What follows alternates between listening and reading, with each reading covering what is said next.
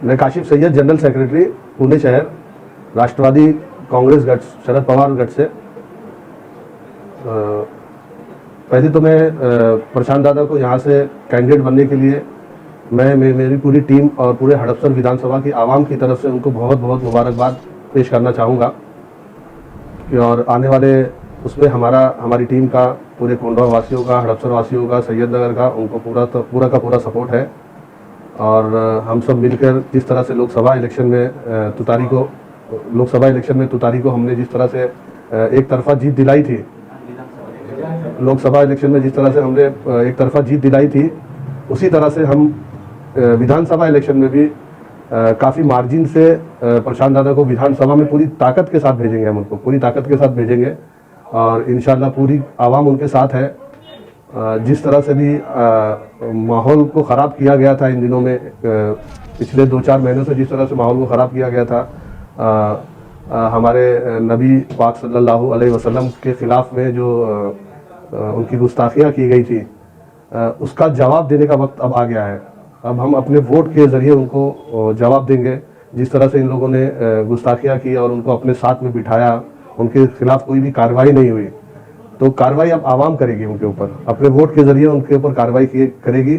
और ये 23 तारीख के दिन हमारी सरकार बन रही है और जो भी ये ताकतें हैं, गलत ताकतें हैं, इनको हरा कर इंशाअल्लाह हम लोग अपनी सरकार बना रहे हैं। अभी तो हमारा पूरा ख्याल और पूरी ताकत हमको विधानसभा इलेक्शन में लगाना है और हमारी सरकार बनाना है। प्रशांत दादा को ज़्यादा से ज़्यादा वोटों से जिताना है। और राष्ट्रवादी कांग्रेस पार्टी शरद चंद्र पवार जी गठ के लिए आप काम कर रहे हैं, जैसा प्रशांत दादा को उम्मीदवारी दी गई है जी, तो यहाँ का जो मुस्लिम समाज है उन्होंने भी माननीय शरद चंद्र पवार जी के पास में उम्मीदवारी के लिए मुस्लिम कैंडिडेट की डिमांड की थी, जो कि उस पार्टी की तरफ से, आपकी पार्टी की तरफ से उन्हें कुछ रिस्पॉन्स नहीं दिया गया। इसके ऊपर आप क्या कहेंगे? नहीं, जहाँ तक अभी देखिए मेरा जानना है कि रिस्पॉन्स दिया गया है और कुछ मीटिंग्स भी हुई उन लोगों के साथ में, और जो भी था वो पवार साहब के साथ में उनके डायरेक्ट मीटिंग्स चल रहे थे।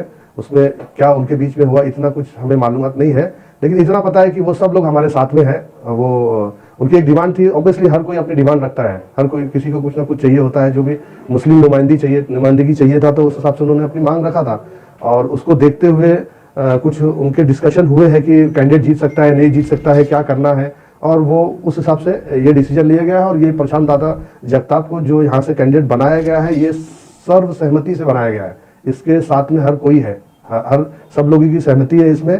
वो एक सेकुलर नेता है, काफ़ी डेवलपमेंट किया हुआ है, 4 बार से वो कॉर्पोरेटर है, वानोड़ी से पूना के मेयर रह चुके हैं। उनको एक डेवलपमेंट मैन के नाम से भी पूना के अंदर जाना जाता है और काफ़ी अच्छे स्वभाव के हैं, लोगों के बीच में रहते हैं। और आप खुद न्यूज़ वाले, आपको पता होगा कि वो किस तरह की उनकी पर्सनैलिटी है, एक सेकुलर सोच वाले हैं। हर तबके के लोग उनके साथ में हैं। आप हिंदू लीजिए, मुस्लिम लीजिए, क्रिश्चियंस हो, माड़ी समाज है, मराठा समाज है, हर तबके के साथ उनके साथ है। और वो एक अच्छी खासी मार्जिन से जीत रहे हैं, क्योंकि हमारे यहाँ पे धोखा हुआ है, हमारी आवाम के साथ में धोखा हुआ है, हड़पसर विधानसभा के साथ में धोखा हुआ है। हमने इनको पूरी तरह से, पूरी ताकत से जिताया था, हमने पूरी ताकत से इनको वोट किया था।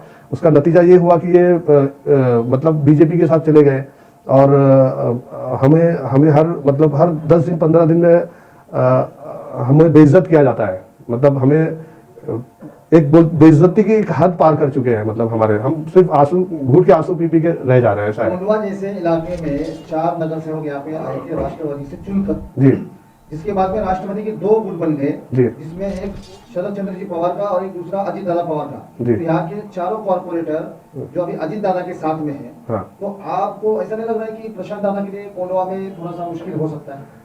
नहीं, इसके पहले का जो लोकसभा का इलेक्शन अगर आप देखेंगे तो उसमें भी जो कॉर्पोरेटर थे वो वही थे, बीजेपी के साथ में थे। तो आपको रिजल्ट पता ही है, आप कोंडवा में देख लीजिए। कोंडवा में मुझे लगता है कि 17 या 20 हज़ार वोटों से अमोल कोल्हे सब आगे थे।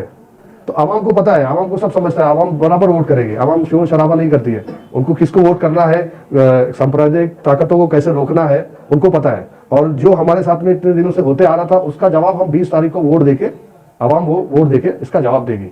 आखिर में मैं आपको शायरी से ये खत्म करूंगा। पत्थर के जिगर वालों, गम में ये रवानी है, खुद राह बना लेगा बहता हुआ पानी है।